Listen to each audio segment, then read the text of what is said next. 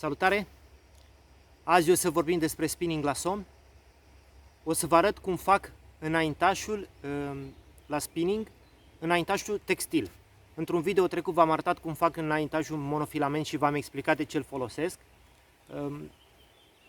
Asta e o alternativă. Alternativa e să pescuiești cu înaintaș textil. Nu există să nu pescuiești cu niciun fel de înaintaș. Am văzut că mulți încă nu folosesc înaintaș, spun că afectează evoluția nelucii. Da, afectează, da, ăsta e un compromis pe care trebuie să-l plătim. Deci trebuie un înaintaș, ori de textil, ori de monofilament. Bun, folosesc agrafe de tipul ăsta. Ăsta țin 70 de kg. Sunt de la Daiwa mărimea 5. Mai folosesc, dacă dau cumva cu oscilante sau cu rotative, agrafe cu vârtej, genul ăsta. Ăstea sunt de la Tubertini, țin 170 de livre, deci multe kilograme, de diferite mărimi. De diferite mărimi, ăstea cu vârtej. Și pentru montura asta, pentru înaintașul ăsta, eu folosesc niște vârteje de genul ăsta, tot de la Tubertini. Ce recomand din suflet, indiferent cum pescuiți, dacă pescuiți la somn mari, îmi pare rău că nu mai am cutie să vă arăt ambalajul, agrafă de tipul ăsta, aici are un arc care se desface, asta e de la Zec Fishing, e o chestie foarte finuță, deci puneți aici năluca și se rotește arcul ăsta și prinde tot. Deci recomand, ăsta chiar le recomand din suflet, nu cred că se desfac chestiile astea niciodată. Ați văzut, pescuiesc cu mai multe tipuri de agrafe. Începem. Spre exemplu, înaintașul nostru, am făcut unul acasă, am tot timpul de rezervă, va arăta așa. Când folosesc aici cu vârtej, va arăta așa. Aici fac nodul palomar și aici, de partea asta, tot un vârtej de dimensiuni puțin mai mari. Începem să facem montura. Am tăiat deja un fir textil, un înaintaș, mărimea de 1 mm, cam așa folosesc, de 1 mm.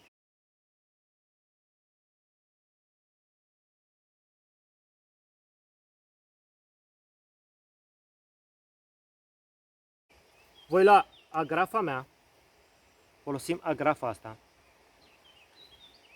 și fac nodul palomar. Pentru cine nu știe cum se face nodul palomar, e un nod foarte simplu, cu diametre din astea mai groase se face puțin mai greu. Se folosește și la mono și la textil. Deci, am pus firul în două. Așa. Introduc pe aici prin agrafă. Prin agrafă. Aici. Fac un ochet și introduc, vedeți, am făcut un ochet și prin ochetul ăsta ce mi-a rămas, introduc agrafa mea. Acum, v-am zis că se lucrează puțin mai greu cu diametre groase. Mă folosesc de un patent.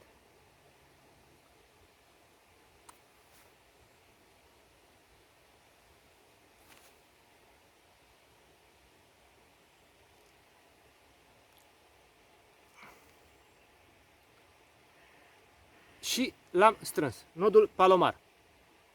V-am mai zis eu pe alte video, tot timpul fac nod de siguranță, pentru că nu se știe niciodată. La somn e bine să-l faceți. Fac un nod aici pe firul, un nod cât mai aproape. Cât mai aproape.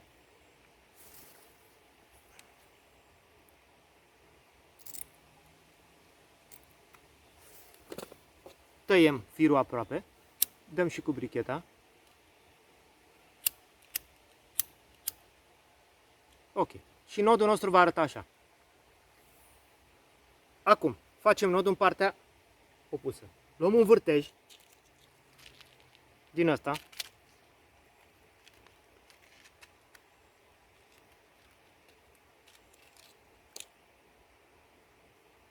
Și tot așa voi face nodul palomar.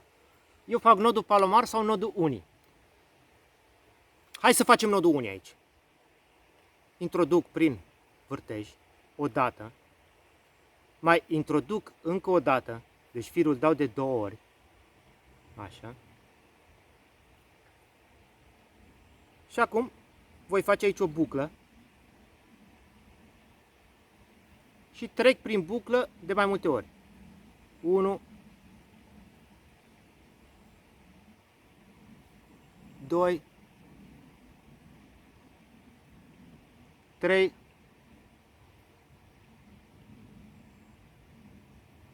4,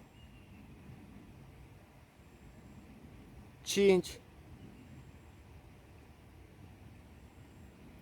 6. Acum am umezit, ați văzut? Tot așa mă ajut de patent. Strâng totul aici.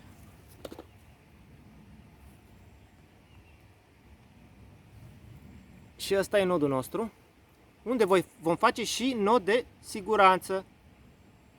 Aici, cât mai aproape.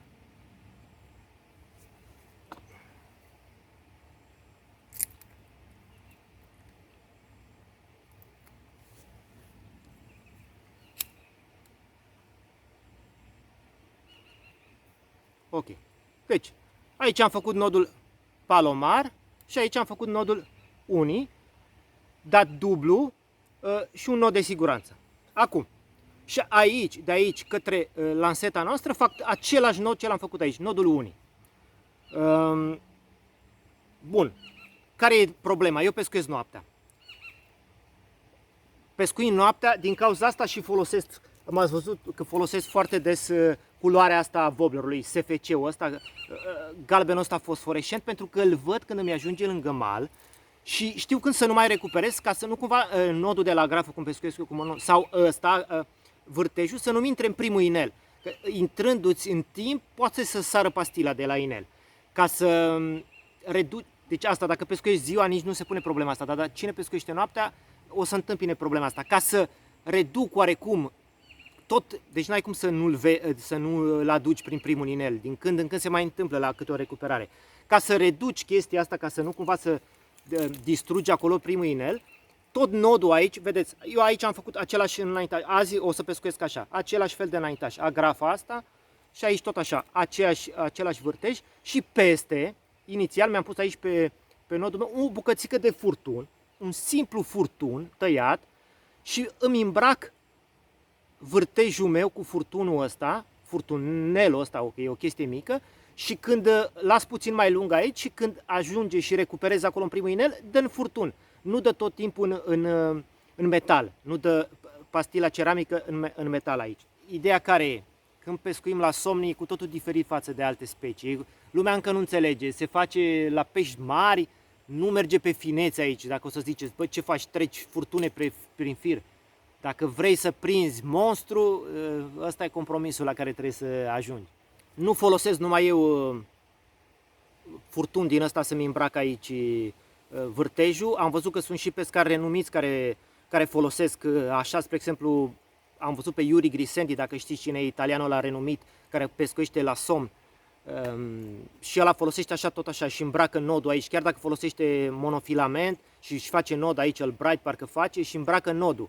Deci furtunul ăsta puteți să îmbrăcați și nodul de monofilament, că atunci când face, să zicem, nodul Tony Pena ce vi l-am arătat, din când în când mai trece printr-un inel, chiar două. Când trece, atunci când la fiecare trecere se ating spirele și practic distrugi în timp. Și dacă vrei să protejezi, să fie așa unul exigent, poți îmbrăca cu un furtun din ăsta. Bine, puriștii nu o să pună furtune pe fir niciodată. Eu urmăresc pe YouTube un german, Blinker Jörg sau Blinker Jörg, nu știu cum se pronunță, de pescuiește la spinning la somn. E germanul ăla de face lingurile la oscilante prinzătoare cu un cârlic simplu. El folosește numai înaintaș și textil. Anul ăsta mi-am propus să folosesc și eu puțin mai mult, să experimentez, pentru că de foarte mulți ani am folosit numai mono și acum în unele partide o să mă vedeți folosind și înaintaș pe textil. La anul, nu știu, o să vorbim și o să vă zic, să vedem diferențe. Rămân de părerea, deci eu sunt încă, nu știu, îmi place mai mult mono, dar mi-am propus să experimentez, să folosesc și textil. Să vedem, prind mai puțin, prind mai bine, n-are nicio importanță. Bun, prieteni, eu vă salut, vă mulțumesc frumos pentru vizionare, o să vă rog să dați o abonare, să apăsați pe clopoțel, ne auzim în comentarii și hai cu mine la pescuit!